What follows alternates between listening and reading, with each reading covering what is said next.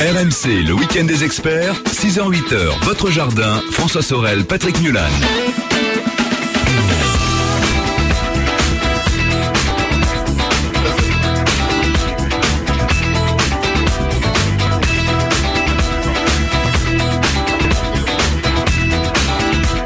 7h10, c'est RMC, c'est le week-end des experts. Merci d'être avec nous. Et vous le savez, pour cette deuxième partie dédiée au jardin, nous allons maintenant évoquer les murs végétaux. Alors là, je vais me tourner vers Amaury Gallon. Vous êtes, on va dire, vous installez en fait des murs végétaux. Donc, vous utilisez aussi cette technique avec du substrat. Alors pas du tout. Chacun pour le coup. Chacun sa méthode. Non, en fait, nous on a travaillé d'abord sur des éléments issus du recyclage aussi. Donc en fait, c'est simplement des bouteilles de plastique d'eau, si vous préférez, qui sont broyées et qui sont après tissées. C'est un peu l'équivalent de la laine polaire, si vous préférez. Oui, c'est ça. Vous faites de la laine polaire pour le jardin. Exactement. Sauf qu'on ajoute alors une matière végétale qu'on appelle la viscose, qui permet d'avoir la capillarité. Donc si vous préférez, c'est comme un matelas capillaire finalement. Ce tissu se gorge d'eau et ça permet aux plantes tout simplement à la fois d'absorber de l'eau et à la fois d'absorber des engrais. Donc c'est un peu l'idée. Je suis d'abord parti sur une idée de tissu comme Patrick Blanc justement. On avait un impact écologique, si vous préférez, plus important si on utilise des éléments issus du recyclage que si on utilise des matériaux naturels. On est parti de là en fait, tout simplement du cycle de vie des éléments, si vous préférez. Et voilà, on s'est aperçu qu'on avait un impact écologique un peu plus important en utilisant des éléments recyclés, tout simplement. Et on arrive à avoir un produit quand même assez durable avec ça. Ah bah alors nous, déjà on a un recul sur 9 ans, ce qu'il faut dire. Donc on garantit déjà notre support pendant 10 ans. Donc une décennale. C'est surtout les plantes, moi, qui m'inquiètent souvent. Quand on regarde les murs végétaux, il y a toujours des trous là-dedans. On a l'impression quand même que ça marche pas forcément très très bien.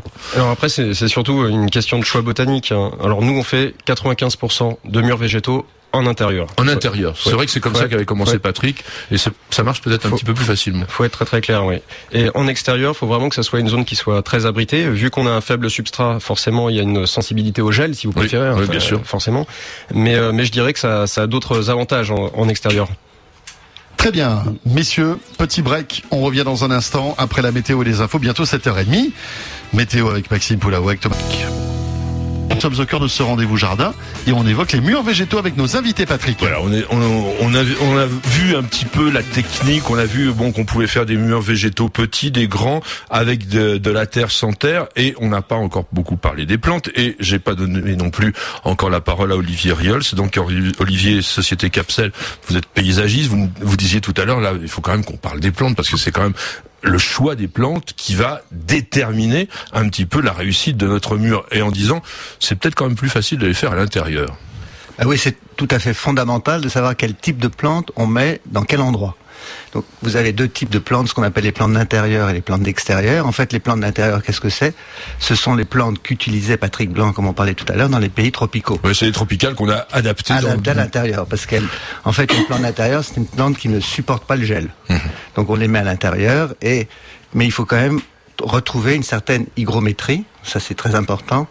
Mais le fait que l'eau ruisselle sur la toile, ça apporte naturellement cette hygrométrie, non ? Oui, mais ce n'est pas seulement de l'eau. Enfin, je pense que nos amis me diront plus. Il faut également nourrir. Voilà. C'est-à-dire qu'on a un mélange, et c'est là où c'est un petit peu compliqué pour le suivi et pour l'entretien de ces murs, c'est qu'il faut les nourrir avec un certain nombre de produits qui vont leur donner des vitamines pour leur permettre de se développer. Parce que si on mettait que l'eau, je pense que ça ne suffirait pas. On met un petit peu d'engrais c'est même complètement nécessaire. C'est-à-dire qu'il vous faut à la fois tout ce qui est engrais NPK, et il faut aussi des sels minéraux. Ça c'est très important parce qu'il faut pas que les plantes manquent de fer, par exemple, parce que sur une toile justement elles ne vont pas retrouver ce qu'elles trouvent dans le sol. Voilà. Donc le fer vous le trouvez pas, donc elles peuvent être victimes de ce qu'on appelle de chlorose. Et donc ça c'est un problème physiologique. C'est-à-dire que la plante commence à jaunir, elle n'arrive plus à absorber le fer parce qu'il y en a pas tout simplement. Et donc oui, puis en plus il y a du calcaire dans l'eau, donc c'est pas toujours terrible. Donc vous avez créé avec Jardin de Babylone, vous avez créé votre propre nourriture, si je puis dire. Alors on travaille avec des professionnels justement dans les engrais qui ont leur propre formule pour le coup, parce qu'on n'est pas industriel quand même dans la chimie en tout cas. Mais est-ce qu'on met le même engrais que dans la culture qu'on appelle hydroponique C'est exactement ça en fait. Ça reste un milieu hydroponique. Donc c'est-à-dire hydroponique, c'est la culture des plantes avec de l'eau hors sol. Ouais. Et vous, Fabrice, en revanche, avec Citymur, c'est un peu différent parce qu'il y a un substrat et donc vous mettez l'engrais incorporé au substrat, ou il faut rajouter en général régulièrement de l'engrais comme on ferait dans une jardinière. Alors les deux solutions sont possibles, c'est-à-dire effectivement dans les substrats on peut effectivement apporter déjà des granulés à libération lente. Voilà, tout à fait. Mais n'empêche que malgré ceci, on peut aussi apporter de temps en temps une solution nutritive NPK pour le développement de ces plantes.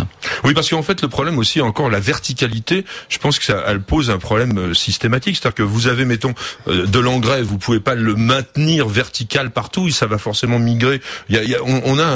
On a un phénomène quand même qui s'appelle la gravité sur cette planète. Donc forcément, ce qu'on met en haut, ça descend. Oui, mais ça remonte. Ça va remonter. Vous avez un circuit fermé. Si on a un circuit fermé, mais je pense que dans Citymur, il n'y a pas de circuit fermé. On n'a pas de circuit fermé, mais le fait d'utiliser de la feutrine, comme nous disons, donc hydrophile, va permettre à l'eau et la fertilisation qui serait stockée dans nos réserves d'eau en bas de remonter par capillarité. D'accord. Alors là, on a parlé pour l'instant, enfin l'ensemble des intervenants ont toujours parlé de cette feutrine et donc du système un petit peu comme cela. En revanche, j'ai vu déjà moi des murs, et notamment un des amis d'Olivier qui s'appelle Pierre-Alexandre Isser, et lui il a créé avec des gabions. Vous savez ce que c'est un gabion? C'est une sorte de cage en ferraille à l'intérieur de laquelle on met des cailloux, on peut mettre du terreau, etc. Et là donc ça fait des murs, des vrais murs, 50 cm de large, et puis là on plante dedans.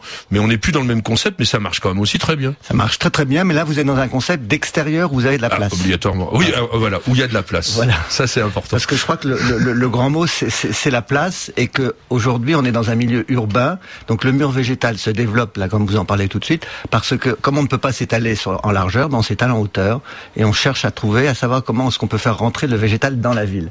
Et ça je pense que c'est une problématique vraiment fondamentale, et c'est pour ça que ces murs végétaux, je pense, ont tant de succès. De succès et d'avenir même. Et d'avenir, c'est que comment peut-on faire entrer le végétal dans le bâti? Vous y croyez beaucoup ça? En fait, moi, ce que je pense, c'est que déjà, c'est aussi une question sociologique. C'est-à-dire qu'aujourd'hui, on vit dans des environnements qui sont de plus en plus stressés. Il faut toujours aller plus vite. Et le végétal apaise. Donc c'est important de ramener de la végétation en ville, tout simplement parce que finalement l'être humain est proche de la nature et on a besoin de ça pour se déstresser. Et donc je pense qu'il y a une vraie dynamique, en tout cas sur. Je parlais d'un concept plus global de végétalisation urbaine. Voilà, oui. C'est-à-dire que vous pensez que nos villes demain, il y aura beaucoup de murs comme ça? Parce qu'aujourd'hui c'est un peu anecdotique. Quand on passe devant un mur végétal, on s'arrête. Oui, parce qu'il n'y en a pas beaucoup, c'est vrai. Pas énormément. Mais est-ce que vous savez que dans les 10 ans qui viennent, 97% de la population mondiale sera urbaine. Et oui, donc, tout à fait. Oui. On ne sera plus à la campagne. Donc il faut débétonner, en fait, voilà. c'est ça.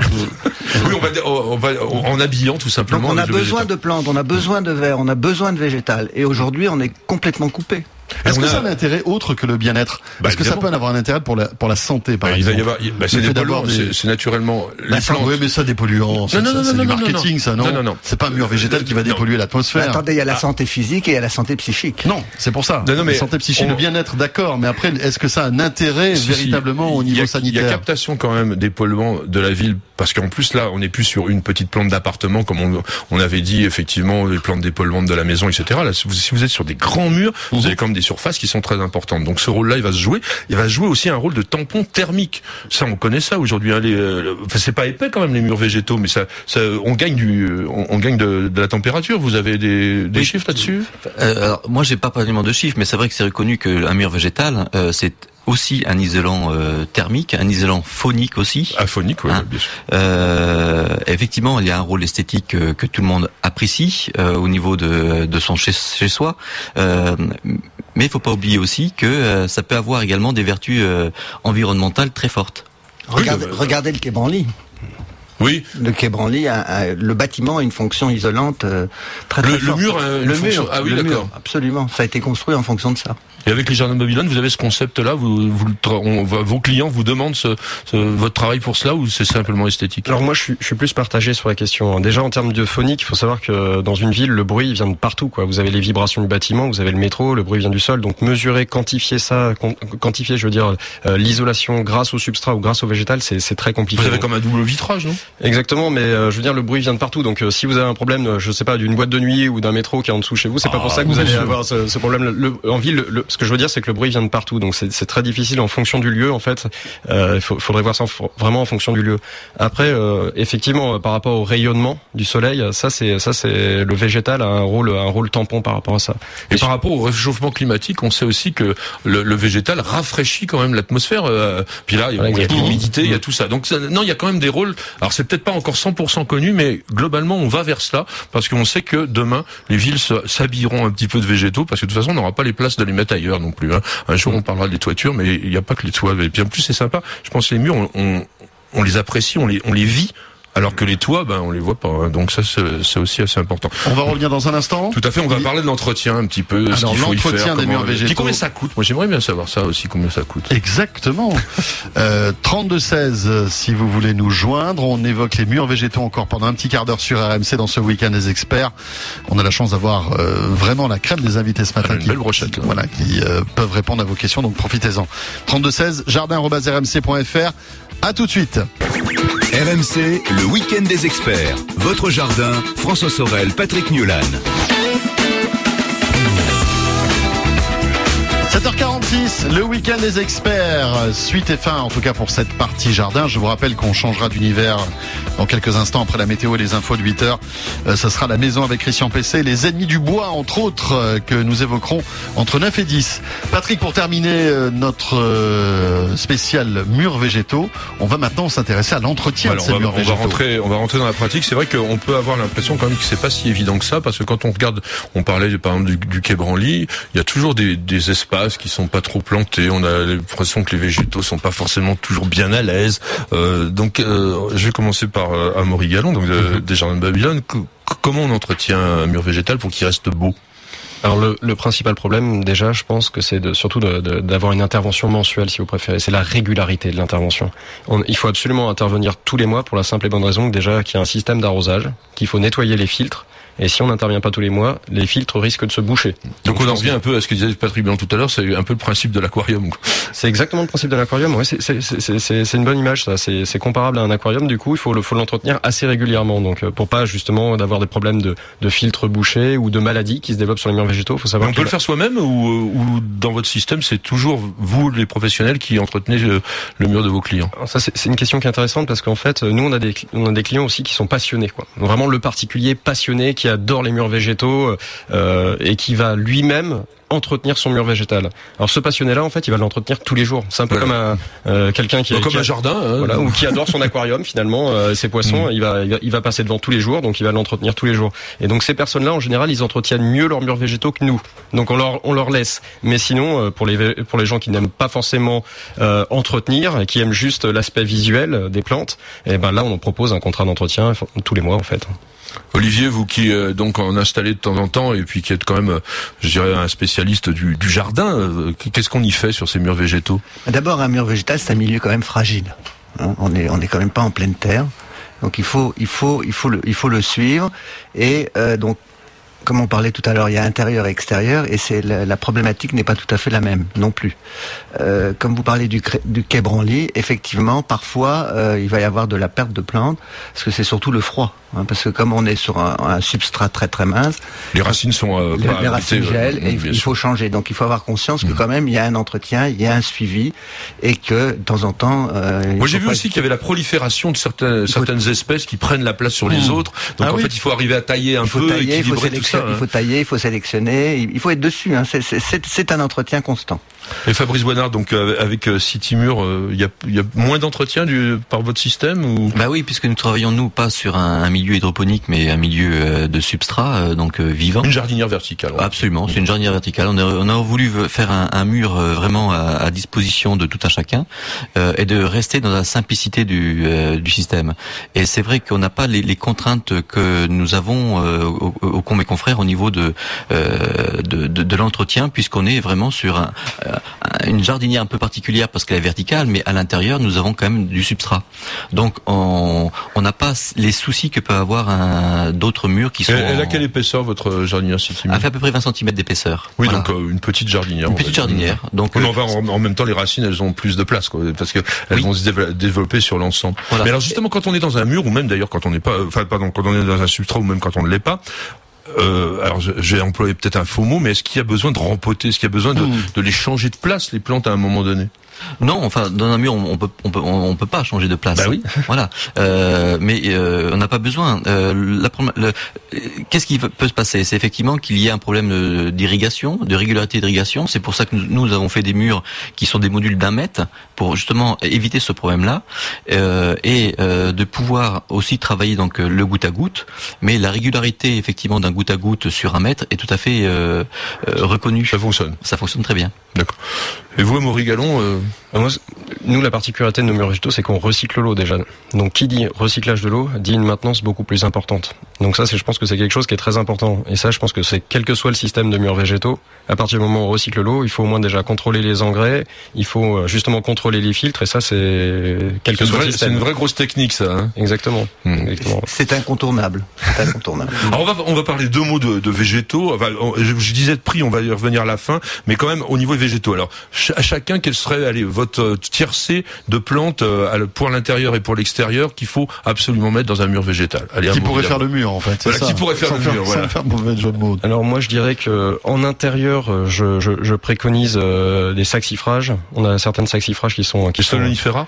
Oui, exactement. Alors celle-ci, c'est l'une de mes préférées. Moi, après, on a tout ce qui est Tradescantia, mais plutôt les Tradescantia qui font un feuillage très dense. Ça, j'aime assez. Et puis après, on a toujours en intérieur les Pilea. Alors là, ça c'est un carton. Phytonia aussi, peut-être. Le Phytonia, ouais. En fait, donc tout ce qui est un peu petite plante en rosette qui s'étale, etc. En fait, Spathiphyllum. Mais c'est grand, ça. Ouais. Non? En fait, ça dépend du rendu qu'on veut faire. C'est-à-dire que là, on est plus sur un rendu qui est quand même assez design, donc avec des plantes très très fines, très compactes. Oui, pour faire quelque chose d'homogène. Et après, on a toutes les plantes, effectivement, tout ce qui est Spathiphyllum, Philodendron, qui là vont faire quelque chose d'exubérant. Tout à l'heure, quelque chose qui a presque un peu des plantes qui sont un peu épiphytes, mais en même temps, ça va faire un peu bizarre, non? La plante, quand elle est sur un mur végétal au départ, vous la plantez, on va dire, perpendiculaire au sol. Qu'est-ce qu'elle fait? Alors, elle remonte? Ou elle descend seulement? Elle va chercher la lumière. Elle va chercher la lumière. Donc, si la source lumineuse, finalement, est en hauteur, elle va rester droite, si vous préférez, hein.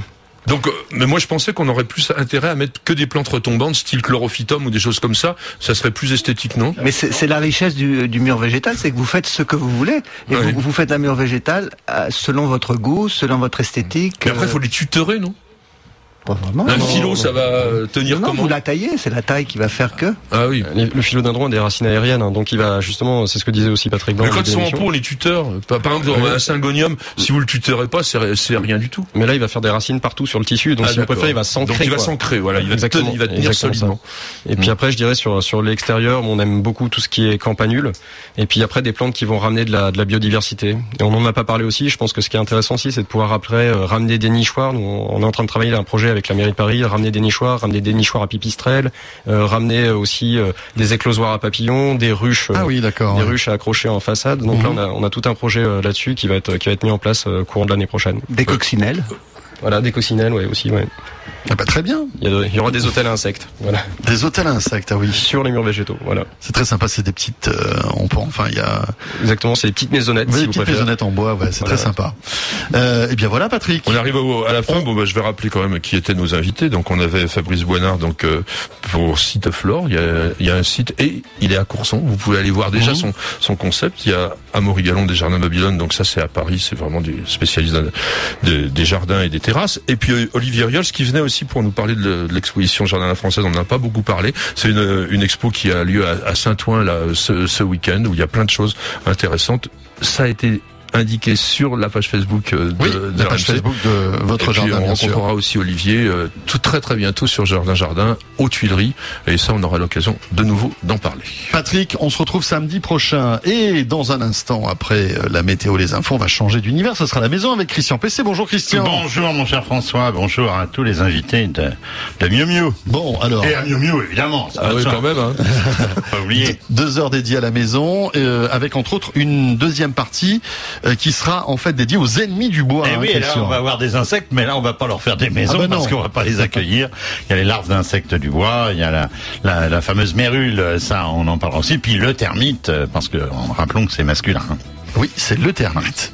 Ça sera dans un instant après la météo, les infos. Et Patrick, bien sûr, on sera là samedi prochain entre 6h et 8h. Oui, donc je dis la bise à tout le monde, aux jardinières surtout et à la mienne, ma petite jardinière. Et puis la semaine prochaine. Et puis si vous êtes parisien, allez à Courson parce que vraiment ça vaut le coup. Et dites à Nicole qu'elle nous fasse un petit cake un de ces jours. Ça fait un moment là quand même. Ça commence à manquer. Petite dédicace. Là, c'était carrément une demande perso. Oui, voilà, je me sers de la radio. À très vite. Dans un instant, la météo, les infos et après la maison sur RMC et 32-16 pour vos questions maison. À tout de suite. Retrouvez votre jardin en podcast sur rmc.fr.